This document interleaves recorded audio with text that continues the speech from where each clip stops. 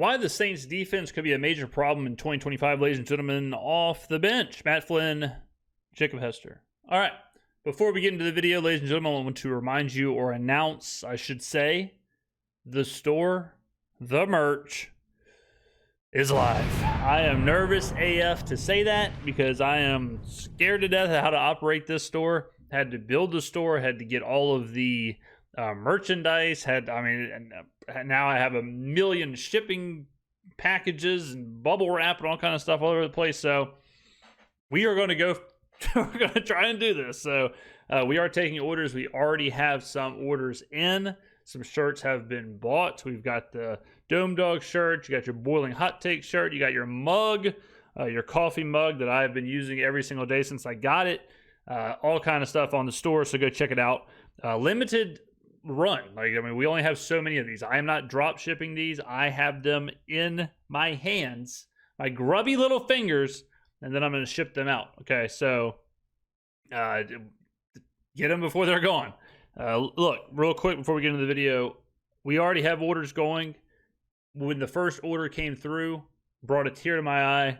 It's insane, the support that y'all have given this channel and me, and the fact that people are putting their hard-earned money down to wear a shirt or sip whatever out of the mug. It's unbelievable. So, it's surreal. So, thank you very much for the support. Okay, let's get into the video. And let's talk about why this defense could be a major problem. And I don't think they mean in a good way. Nick Underhill, New Orleans Football. Nick, it is always our pleasure. How you doing, sir? Doing good. How you guys doing? Doing fantastic. I was thinking about this last night, and I was like, all right, well, what are some things that we want to make sure that we hit with Nick? And it's like we always just kind of – it's quarterback situation. Anytime you have a quarterback battle, it's always going to be the leader in the clubhouse. And we've talked about a lot of other positions. I was like, we hadn't talked a lot about is the guy they took 9th overall in Kelvin Banks Jr. I was thinking that same thing. I think I referenced it on a video because I'm trying to think what video it was, but I was talking about the offensive line, and we were saying, we're assuming Kelvin Banks will be good, but it is crazy that maybe it's because it's just kind of an unsexy thing to draft an offensive lineman, but he is a left tackle. Like this, and in today's day and age, like left tackle, right tackle isn't as big of a deal as it was 10 years ago, but he is a top 10 pick. He is a left tackle. He is a cornerstone of this offense, and we're kind of just saying, yeah, he'll be good. Yeah, but we really haven't talked about him at all since he's been drafted. And I understand that in this time of the offseason, you only can know so much because they're in shorts and T-shirts and not hitting, and it's hard to know how the interior is going to work out. But yeah, it is true.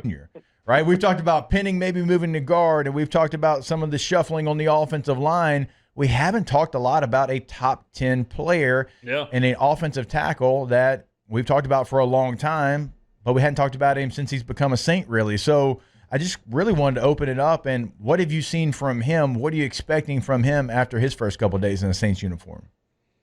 Yeah, I guess in all of our defense, we haven't talked about him a lot because they didn't do anything at all in these practices with an offensive line on the field. So it's just kind of easy to fixate on the quarterback and forget about the guy that's maybe arguably the most important player on the team right now. I feel like if Kelvin Banks hit, you have a foundational piece. Him and Fuaga together, you have your identity going forward, and kind of everything else can go wrong. And if you have that, you still at least have something to hang your hat on and something to build around. And your identity, all that stuff. And I'm optimistic about him. I think he's incredibly smart. I think it's hard to miss on a OT at 9. Now, granted, the Saints have found ways to miss on picks they shouldn't have missed on a lot over the years. But I like him. I think he's smart. I think he's picking things up. You watch him move, he looks athletic. It is true. He probably is the most important part of this whole thing because we keep talking about how, look, if this offensive line works, the Saints are going to be sweet. We got Banks, we have Fuaga, rookie deals, left tackle, right tackle, with Alvin Kamara running the football. We know what Kellen Moore wants to do. All that stuff sounds good in practice, but yeah, the big part of that is that Kelvin Banks is good, at least as good as Talise Fuaga. I think he carries himself very maturely. he can, there's just some of those guys that can just really kind of explain the game and talk about it, and just it sounds smart and it gives you confidence in them and all that stuff. I think he's one of them guys, and I would be really surprised if he's not a good player right away. But yeah, I mean, that's everything for them. If Fuaga can take a little bit of a step next year, I do think that maybe some of his struggles last year got overlooked a bit because there was just an absolute disaster all the way around him. I think there's just some stuff that he can do a little bit better. But yeah, those two guys hit, man. Like I feel okay about everything. Like Shuck cannot be good, Rattler cannot be good. Like the defense, whatever. But at least like you're looking back and you're saying, all right, like two of the most expensive positions they've hit on, and this is the foundation going forward. I think Banks is going to be that type of guy, and I expect him to be impact from day one. I don't expect to see a ton of struggles. Some, I mean, obviously he's young, but he looks a little bit more. I don't know. It's tough to say that, but like just kind of the way he carries himself, like he's coming in with like a little bit more maturity than some of their other first-round picks that we've seen in recent years. If nothing else, if everything else fails, if Banks hits, we got something to march forward with a right tackle, left tackle, center. We know Eric McCoy's good. He's already a known asset. No question mark there. We can kind of be okay. Like even if Tyler Shuck or Spencer Rattler isn't it, if Kamara takes a step back, if Olave is up and down, if Rashid Shaheed is up and down, whatever. Like it is imperative. I would much rather Kelvin Banks be good than a lot of these other positions. Like that offensive line, we need the offensive line to be good moving forward. And especially when you factor in like the money situation where you got rookie deals on two, so like those positions are so important, and to have rookie deals over there. And, so absolutely, like Banks is something that once we actually start to watch physical contact, preseason, training camp, certainly the regular season, it's all eyes on Kelvin Banks. Yeah, and the person that they're going to be paving the way for, blocking for, we haven't talked to you a lot about him yet, is Alvin Kamara. I mean, a guy that's been, such a high performer for so long. I mean, the guy's going to be absolutely ancient this year. He's going to be turning 30 before the season starts. But tell me how you see him playing out in this Kellen Moore offense. Of course, we saw what he did with Saquon Barkley last year, reviving his career. Of course, a different type player than Kamara, but how do you see him fitting in, and what can we expect from him? Well, you just look at Kamara. Like last year, AK kind of rejuvenated his own career with the help of Clint Kubiak and this new running system. Like 2 years ago was arguably the worst year of Alvin Kamara's career. I mean, he had 600-something yards. I think it was like a 3.7 yards per carry, well below average on both. The offensive line was absolutely ass on a stick. Then last year, he almost breaks the 1K mark for the first time in his career. If he doesn't get hurt at the end there, he does easily. I'm surprised he didn't go for it, TBH. But he's got some juice. At least he showed us last year. There were quite a few moments last year where I was sitting there saying, you know what? He not only has he not lost a step, he looks better than ever. So he is as dynamic as he's ever been. He looked fantastic last year in space, whether it was running, whether it was as a pass catcher. So I think if Kelvin Banks and Trevor Penning and all of them work out and the offensive line is a strength, especially with rookie quarterbacks, they're going to want to protect them by running the football, by allowing Alvin Kamara to be that engine, which is why I gave out his over rushing yards, 750.5. Take the over, DraftKings, bada bing, bada boom, realest guy in the room. Yeah, I mean, first, like him being 30, obviously that's tough. I kind of have faith in how he's gonna age. One day it's just gonna happen and hit. But I spent a week with him last year, just at his house, like where he gets all his work done and he brings in his team of people and all that. And I'm not exaggerating when I say that, like, he was on this table just getting worked on literally for 8 hours a day, like just on a table, people working on him, doing stuff. Like he takes incredible care of his body. And, I think that's going to help him. what's not going to help him is if he has as many touches as he did last year. I think, if there's anything to be concerned about, it's that he had a career high in touches. I hope that there is another option at that position, like someone that is worthy of carries, because I think you got to ramp that number down a little bit. And I think they put team first, all that stuff. But like I do think keeping him upright and going for this year, next year. I mean, he's a core piece of a rebuilding team. You got him under contract. He isn't going anywhere. Like, he's a guy that you want around, like helping you set your culture and making sure that this is a guy that some of these young players can look at as they're doing this rebuild. He's kind of the last bridge to the past of the old way of doing things to the new way. But I think he's going to be good to go, man. Like, the thing with him, after 20, like, the big issue, you look, his yards before contact remain the same basically every single year. It's just the line deteriorated. Yep. And then, he's not getting those yards before contact. He's getting hit quicker. You go from 4.3 to 3.9 because that yards before contact is dropped, 0.3 of a yard. And there's the difference, like, right there. If they can keep that up, like, it went up a little bit last year. They started getting banged up on the line. You saw it dip again. I think as the line goes, he goes. And I think if you give him a little bit of space and that first guy hitting him is a linebacker, he still has that contact balance to bounce off those people and make something happen. But I wonder with players like Alvin Kamara who know, I'm sure they know, like the peak of their powers is either already past or soon to be past. I wonder if they think a little differently about like the carries and all that stuff, where this isn't nothing to do with Alvin Kamara, but let's say you have 4 years left of your career. Then it's probably like, okay, I need to try and maximize those 4 years, right? If you have 2 years left, you might be much more inclined to say, you know what, F it, burn it down. Like, I don't want to, like, what's the old saying? You want the last check you ever write to bounce or whatever. It's like, you want to kind of use it up at the perfect moment. So I wonder if AK or players in his, like, at that point of their career, if they do say, like, look, I'm going to I'm not going to hold back, like, I'm not saying run him 400 times, but whereas he may, 2, 3, 4 years ago may have said, all right, let's try and cap out at blank number of touches. Now it might be like, you know what, if I'm feeling good, let's get more touches. Because I only have so much time to play. I only have so many more years. I only have so many more shots at this. All of a sudden now, like, every statistical record, every statistical number is a thing. It's like, okay, I've got 2 years to really bump up my rushing yardage and move up however many spots on the all-time list. I only have so many times I can catch the ball and whatever. And especially for running backs that are getting phased out. Alvin is lucky that he is a featured back. Like, he's the guy.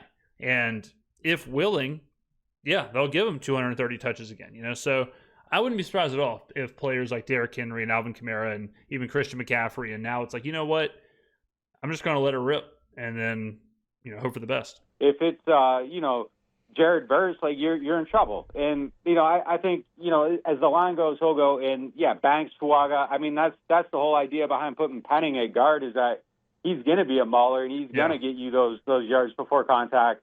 In the run game, assuming he fits, or the pass pro, that's the big question. But if those guys are healthy and they're blocking for him, I think he's going to get every single yard and more. He always has. It's just kind of, the line just hasn't been good the last couple of years. Nick, if I was to throw it to the other side, the defensive side of the football, give me two players, the most important young defender on this team and the most important vet on this team, as far as these two guys need to show up if the Saints want to be who they, expect to be. New coordinator, a lot of new pieces on defense. There's a few players that I think have to play at least as good as we think they are. Like, Justin Reed has to be as good as we think he is. He cannot be bad. He cannot drop. He cannot be, a reach. He can't be an overpaid player. He needs to be as good as we believe he will be. We need the players that we already know, Chase Young, Demario Davis. We need them to be as good as advertised. We can't have them take a step back, right? Kool-Aid McKinstry, he needs to take a step forward. We need a number one corner. Who's going to be the guy? What's even going to be the rotation in the secondary? What's even You know, if you told me Quincy Riley's the best cornerback, I'd believe you. If you told me Alontae Taylor, I'd believe you. If you told me Kool-Aid, I believe you, right? So we need to see how that's going to shake out. As far as super young, I'm excited to see what Danny Stutzman can do, obviously, but, you know, I'm not going to put the entire defense on him. Man, I'm worried about the defense, like a big time. Cool. I get awesome. Great. Love it. Older players easy. Older players easy. I think it's DeMario. The young guy, I don't know. Yeah, I kind of want to go wild card and say, like, if Alontae Taylor plays well, maybe they have a little bit of a building block there. If it might give them a guy that's worthy of a second contract, like that, those would be two really good things for them, you know, going forward. I think he has the skill set to possibly be dynamic in the role that they want him to play in. We've seen, you know, Staley's done some really interesting stuff with guys playing that nickel position. Jalen Ramsey moved inside for him with the Rams. He played really well there. Derwin James has had success there. Before Alontae went to the outside, there's this stat. It's like, I think it's called like the chaos metric or whatever, something the 33rd team like puts together, but it's like tackles for a loss, pass breakups, sacks, you know, just a lot of... Yeah, I think it's havoc. I think it's I believe he's talking about a havoc rating. You know, things that create havoc in a metric. And he was leading the league in that stat. And, you know, he was getting a lot of sacks early on last year. I think if he can play well there and they can keep him in that role, like potentially he's a guy that I think has legitimate upside. Kool-Aid's another easy pick for that one. But, like, the guy that I'm betting on, young guy, I mean, I don't know. I think someone needs to kind of emerge there at this point. There's a lot of guys that it's like, if he's good, it's a huge thing. Like Brian Brzee, if he plays better against the run, the pair with the sack. Yeah, Brzee, it might be early for me to say this, but it is my show. But I think Brzee's just kind of showing who he is. Like, he might just be he might just have a fastball. Like, he might just be able to rush the passer, and that's really about it, you know. But yeah, if he does somehow learn how to play against the run, that would completely change how I view him defensively, I guess. But we need to figure out. I mean, there's a lot of the defense has a lot of questions, and it's hard to see the answers until they start to play the games. It is hard to see how we're going to stop the run until teams are really trying to run the football. It cannot be walkthroughs. It can't be shorts and a t-shirt. You know, we need to know who's going to be the guy in the secondary, who's going to be the guy who's getting sacks, what's all, you know, like, how's it going to play out? So unfortunately, I think a lot of this is a waiting game, whereas the offense, you can kind of see it all come together much quicker. Ability, you kind of got a good player there, maybe. You know, right now he's kind of a liability on first and second. So if that would change, that would be huge for him. So I mean, there's a lot of guys that I think like have potential, haven't met it, and could step up, but it's bleak on that side until like some of those things come into focus.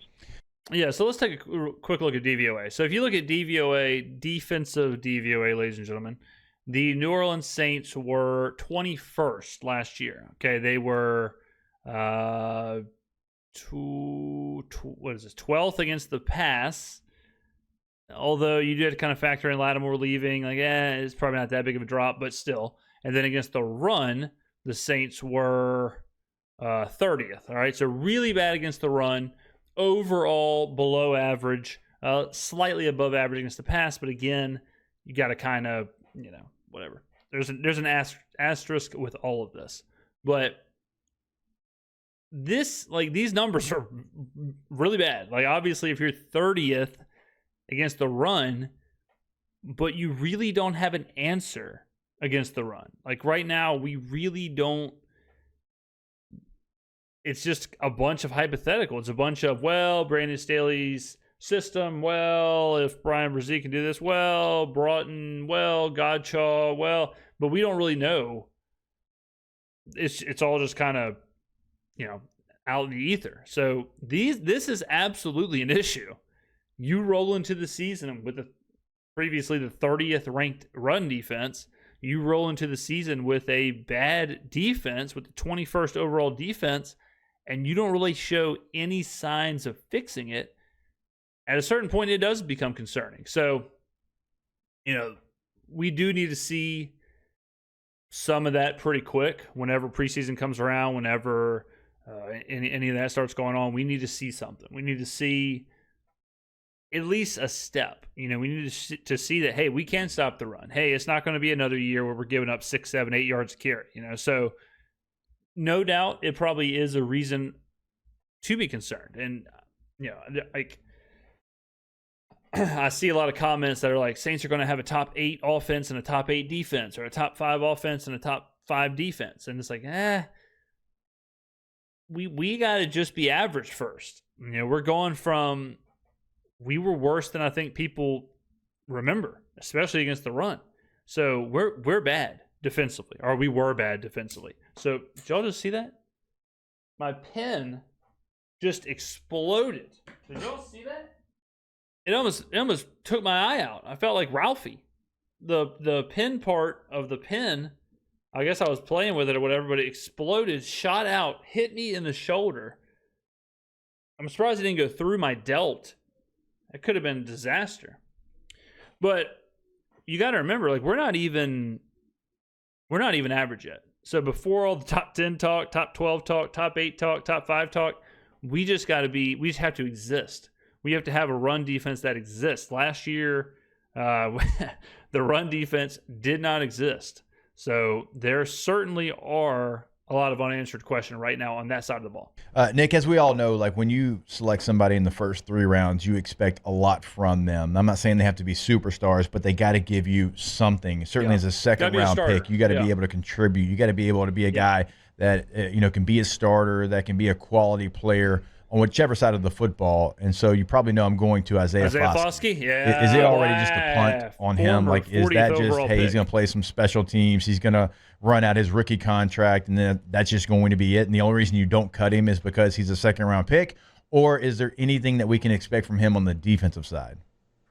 It looks like they're trying to see if they can get him in the, some type of useful role. He's getting a lot of run in OTAs and minicamp.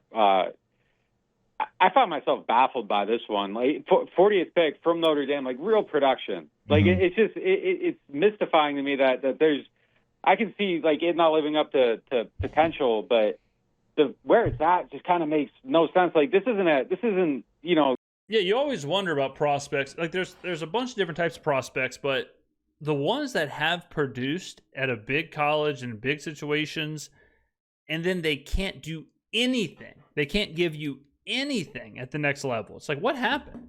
How are you producing at all? Like, what was the difference maker? What was the change? It's one thing to, like Nick said, it's one thing to not live up to potential or develop or become better or whatever, but it's a whole other thing to go from productive, good enough to be taken 40th overall to then 0. Like, how did that happen? So it is baffling when you see players do that. I mean, wide receivers do it all the time because wide receivers get drafted so high because they're 40s. But you see, like, Kevin White, like, a player get taken into the top 10. I always say Darius Hayward-Bay. You see those wide receivers get taken. It's like, how did you not even contribute at all at the next level? Like, speed translates. Like, the football doesn't get harder. You know what I mean? Like, it's not a different shape. It's all. You should be able to do something, but to deliver nothing is wild. San Antonio or wherever the hell they've gotten some of these other guys from. Like, this is a real player from Notre Dame, like, playing against real teams with real sacks against real opponents, and he was the sack record setter at Notre Dame. Like, that right. That's supposed to mean something. I thought that was maybe the safest pick they had made in years, and then it just doesn't. You kind of saw a little bit of, like, unrefinedness to his game when you watched him. Like, okay, but if he adds, like, this or that, like, maybe there's something, like, really good here. But the floor on this blows my mind. I think he's at that do or die point. Like, you kind of got to see something or you let him go. I think one of the things that might save him, though, is if he doesn't live up to expectation, is, like, who's taking his job. Like, that's kind of the issue on the defense. Like, if it's not him, like, who else? Like, they don't have anybody at that position. They don't have, I don't really feel like they got the top end talent. They don't have the depth. Like, it's a tough existence right now for them. So, maybe. I mean, maybe. I do respect the idea that the Saints are just saying, you know what, we're going to throw it against the wall. When it comes to the defensive line, edge rushers, interior, it's like 15 different guys. whatever happens, happens. Whoever comes out, whoever climbs the ladder, grabs a briefcase. Like, it's just, there's so many names, there's so many players, there's so many situations where they're looking at it like that. The offense is set. We know who's going to be in the offensive line. We know who's going to be in the backfield. We know who's going to be the wide receivers. We know who's going to be the tight end. We don't know who's going to be the quarterback, but we have an idea of one of two. On the defense, it's like, I mean, we got about 7 edge rushers, like 6 interior defensive line. We've got 6 cornerbacks. Like, however it plays out, I have absolutely no idea. Maybe he's on the team, maybe he's not. I don't know. But I'm not expecting anything from him, though. I think you know, the idea of him putting it together is maybe sailed a little bit for me. Like, I got to see it. I'm not banking on anything from him at all. There you go. I thought I blacked out for a second there. I thought I was in the middle of Shutter Island. That was crazy. Okay, ladies and gentlemen, straight up fade to black. Okay, thank you for watching. Get some merch, buy a mug, buy some shirts. I will see you in the next video.